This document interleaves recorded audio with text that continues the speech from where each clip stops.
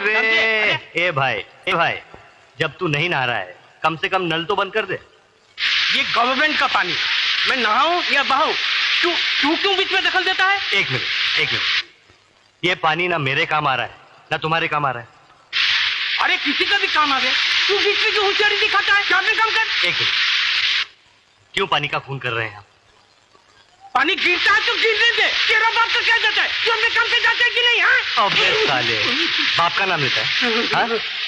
चल बैठ नीचे नल के, नहीं तो जमीन में गाड़ दूंगा, समझा? यार विजय, ये तू क्या कर रहा है? अबे गेंडे, आइंदा अगर कभी मैंने देखा कि नल से पानी बह रहा है और तू साबुन लगाकर किसी से शेरशायरी कर रहा है तो तेरी ये चर्बी है ना पिघला कर रख दूंगा, समझा? विजय, पानी जैसी छोटी चीज के लिए इतना गुस्सा? हाँ, ये छोटी सी बात नहीं है मेरे यार। अगर तुझे इस बात की गहराई को समझना है तो चल मेरे साथ मेरे गांव में, मैं तुझे पानी की एक एक बूंद की कीमत समझाता हूँ। अरे जीने के लिए जितना जरूरी खून होता है ना, उतना ही जरूरी पानी होता है। अरे पानी का बंदोबस्त करने तो मैं यहाँ आया था शहर में। काश भगवान ने मुझे इतना गरीब न बनाया होता तो आज ये दिन देखना ना पड़ता। मतलब ये कि काश मैं तेरी मदद कर सकता, लेकिन क्या करूं, मैं तो खुद रोज कुआं खोदता हूं, रोज पानी पीता हूं।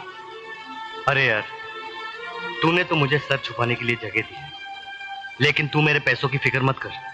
मैं नौकरी करूंगा, मेहनत मजदूरी करूंगा और मेहनत करके अपने पैसे जमा करूंगा। लेकिन विजय, शहर में नौकरी इतनी आसानी से नहीं मिलती है। अरे ढूंढने से भगवान भी मिल जाता है, तो नौकरी क्या चीज है? हाँ? विजय, तू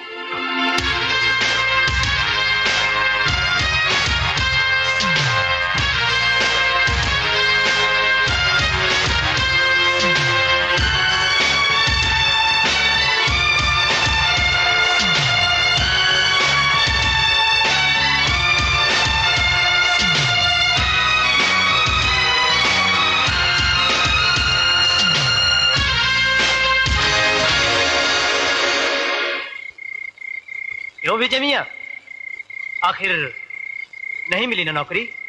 अरे नहीं मिला तो क्या हो गया मैन, आज नहीं तो कल मिलेगा, कल नहीं तो परसों मिलेगा। जॉन अंकल, नौकरी कैसे करेगा जब सेहत ही नहीं रहेगी? क्या हो गया इसकी सेहत को? सुबह नाश्ते के बगैर चला जाता है और रात को भूखा सो जाता है। देखो सनी बॉय, ये भूखा रहने वाला मामला बिल्कुल रॉन्ग। देखो, मैं तुम्हारे लिए खाना लाई हूँ और थोड़ी सी खीर।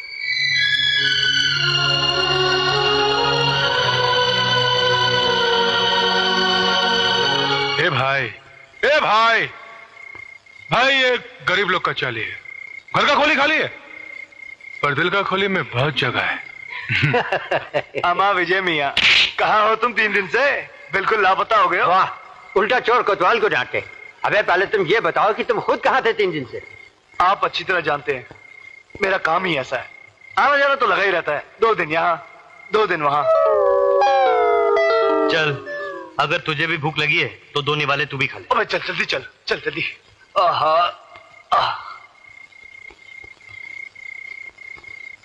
इस लड़के का जो खोएला पैसा है ना, वो इतना है कि उतना पैसा जमा करने का हम लोग सोच भी नहीं सकते। इम्पॉसिबल।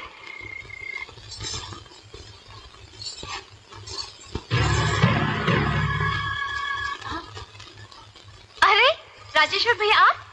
हाँ, राधा, कोई समाचार आया तेरे भैया का? कोई चिट्ठी, कोई पत्र, कोई संदेशा? भैया को गए हुए कुछ ही दिन तो हुए हैं राजेश्वर भैया, इतनी जल्दी पत्र कैसे आ सकता है? अब देखो ना, उसे जाकर कुछ ही दिन हुए हैं और मुझे लगता है कि महीनों गुजर गए। चिंता लग गई है उसकी। राधा, विजय का अगर कोई अता पता है तो मुझे दे दे, मैं अभी जाकर उसे चिट्ठी लिखता हूँ। ए राजेश्वर, अरे भाई सिर्फ तेरा ही ये हाल नहीं है, हम सबका ये हाल है। अगर उसका कुछ भी अता पता होता तो मैं खुद ही खत लिख देता। अब तो जब वो शहर से खत लिखेगा तो ही मालूम पड़ेगा वो है कहाँ। हाँ, राधा जी? जैसे ही विजय की शहर से कोई चिट्ठी आएगी ना तो सबसे पहले मुझे बताना। हाँ। मेरी चिंता दूर हो जाएगी। अच्छा हो गया। नमस्ते। दादा बेटी ये बहुत प्यार करता है विजय से।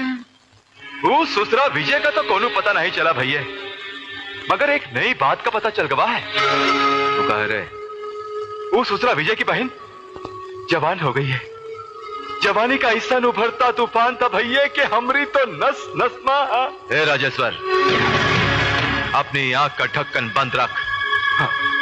आंख रख सिर्फ गांव की जमीन पर। हाँ, जिस दिन वो जमीन हाथ लग गई, वो नई नई जवानी से गदराई हुई लौंडिया को भी सलटाई देंगे। हाँ, सलटाई देंगे।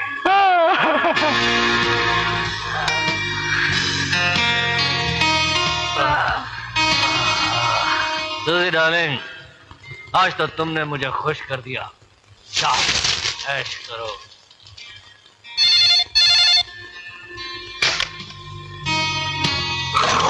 हेलो लंकेश्वर। हाँ लंकेश्वर, बोलो क्या बात है? निरंजन, हमरी गांव की जमीन का सौदा तो तुम कर गए, मगर अब की बार पैसा नहीं भेजा। अरे भैया, करोड़पति बाप का बेटा हूं मैं। जब चाहूं बाप की तिजोरी से जितना मर्जी पैसा निकाल लूं। तो फिर डालो अपना बाप का तिजोरी में हाथ निरंजन, और हमरा पैसा भिजवा दो। तुम फिक्र मत करो, तुम्हारी इंस्टॉलमेंट पहुंच जाएगी। ओके?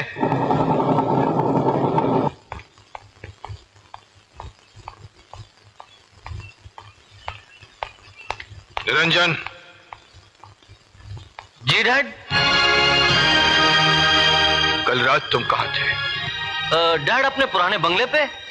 वो मेरे दोस्त विकी का बर्थडे था। और पार्टी तुम्ही ने दी थी, और ज्यादा दारू पीकर तुम वहीं सो गए होगे, है ना? बेटे, तुम गुमराही की जिस सड़क पर चल रहे हो उसकी मंजिल ठीक नहीं है। मुकद्दर ने तुम्हें दौलत दी है तो इसका मतलब ये तो नहीं कि तुम उसे दोनों हाथों से उड़ाओ। रहा सवाल तुम्हारे दोस्त और दोस्ती का, तो बरखुरदार जहां दौलत की रोशनी जगमगाती है वहां परवाने आ ही जाते हैं, मगर जैसे ही रोशनी बुझती है परवाने भी गायब हो जाते हैं। वैसे ही जिस दिन तुम्हारी जेब में नोट नहीं होंगे, तुम्हारे ये दोस्त भी नहीं होंगे, कोई तुम्हें पूछने वाला भी नहीं होगा।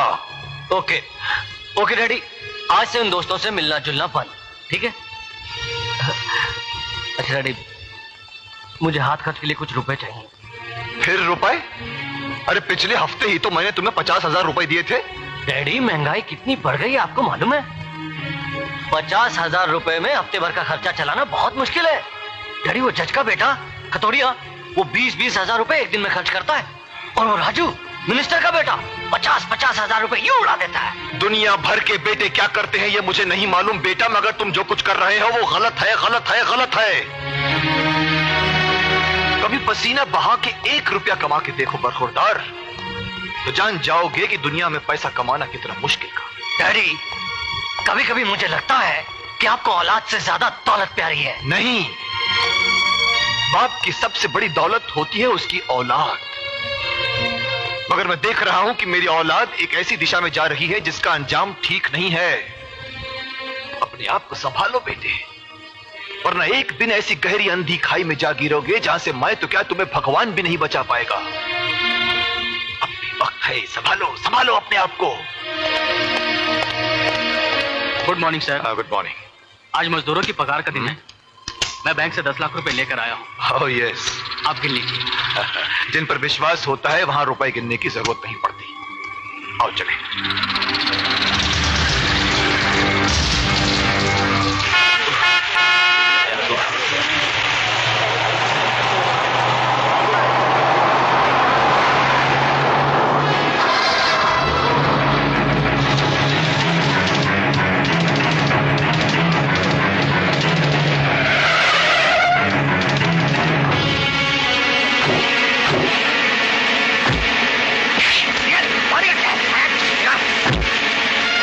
दे दो, वरना तुम्हारा आदमी का गर्दन काट जाएगा।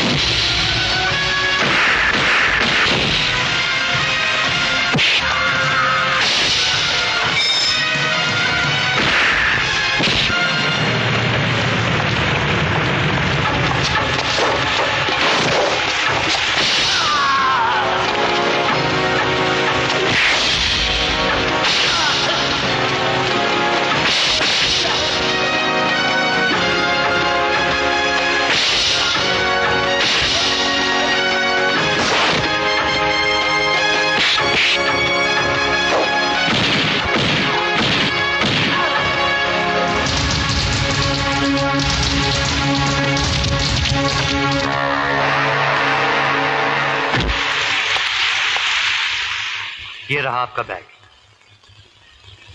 क्या मैं तुम जैसे दिलेर आदमी का नाम जान सकता हूं? साहब, मेरा नाम विजय है।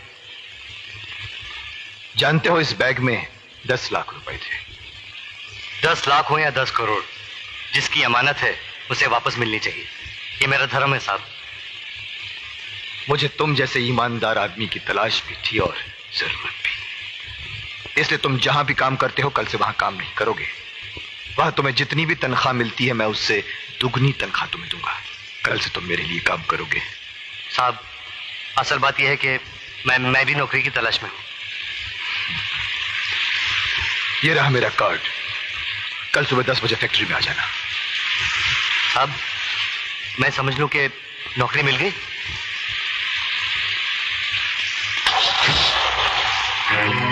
एक मामूली सा काम भी नहीं कर सके तुम लोग।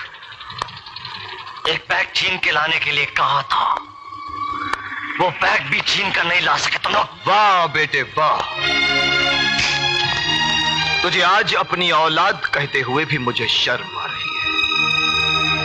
अरे दुनिया का बड़े से बड़ा चोर डाकू भी अपना घर छोड़कर डाका डालता है, मगर तूने तो अपने बाप की दौलत पर ही डाका डाल दिया। अपने बाप को लूटना चाहता है तू। बाप जब बेटे की फिक्र नहीं करता तो मजबूरन हम जैसे बेटों को ऐसा रास्ता अपनाना ही पड़ता है। खामोश। तेरे उन अय्याश और गुमराह दोस्तों पर लुटाने के लिए हराम की दौलत नहीं है मेरे पास। अरे क्या नहीं दिया तुझे मैंने? घूमने के लिए गाड़ियां, रहने के लिए आलीशान मकान, नौकर चाकर और एक अमीर बाप के बेटे का नाम दिया है तुझे मैंने। और तू आज अपनी गलती की माफी मांगने के बजाय ऊंची आवाज में मुझसे जबान लड़ा रहा है। डैडी, वो जमाने गए जब बेटे बाप से ऊंची आवाज में बात करने से घबराते थे। ये 20वीं सदी है। हर आदमी अपनी मर्जी से जीता है। अपनी मर्जी से जीना चाहता है तू? अपनी मर्जी से तो जा, जी कर दिखा मुझे। अपनी मेहनत और पसीने की कमाई से 2 वक्त की रोटी कमा कर दिखा मुझे, तब मुझसे। मुझे कमाने की जरूरत नहीं है। आपकी दौलत पर मेरा भी हिस्सा है। आपके रुपयों पर मेरा भी हक है। कानूनी तौर पर आपकी एक एक पाई का मैं भी हकदार हूं। अपने बाप पर हमला करवाकर जो बेटा 10 लाख रुपए लूटने के लिए इंसानियत को भूल सकता है, खून के रिश्तों को भूल सकता है, ऐसे नालायक बेटे का अपने बाप की दौलत पर कोई हक नहीं होता। कोई हक नहीं होता। इससे पहले कि मैं तेरे खिलाफ कोई ऐसा कदम उठाऊं जिसके नीचे तेरी जिंदगी कुचल कर बिखर जाए, संभाल ले अपने आप को, संभाल ले। ये मेरी आखिरी वार्निंग है तुझे। इसके बाद आइंदा ऐसी कोई तूने गलत हरकत की तो मैं तुझे अपनी जायदाद से बेदखल कर दूंगा।